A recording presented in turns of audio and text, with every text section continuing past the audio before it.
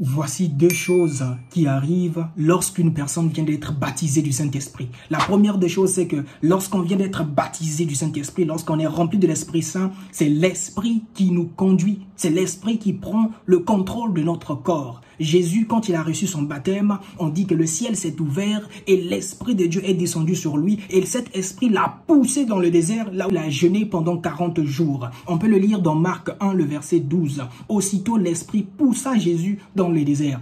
Si tu es rempli de l'Esprit Saint et tu as toujours les mêmes routines qu'avant, que hier, tu dois te poser les bonnes questions. Si tu viens d'être rempli de l'Esprit Saint et tu continues toujours à marcher selon ta volonté, tu dois te poser les bonnes questions.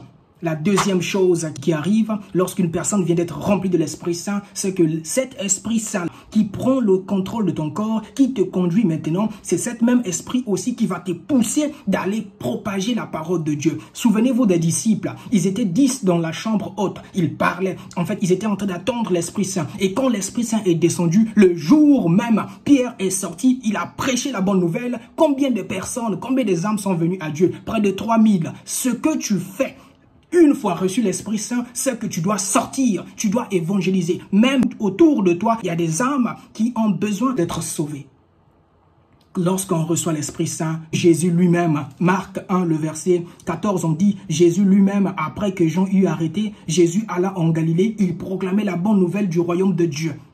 Il n'y a aucune raison que tu aies reçu l'Esprit Saint, que tu restes dans ta chambre, parce que l'Esprit te conduit. Sois un témoin de Dieu, comme il avait dit aux disciples.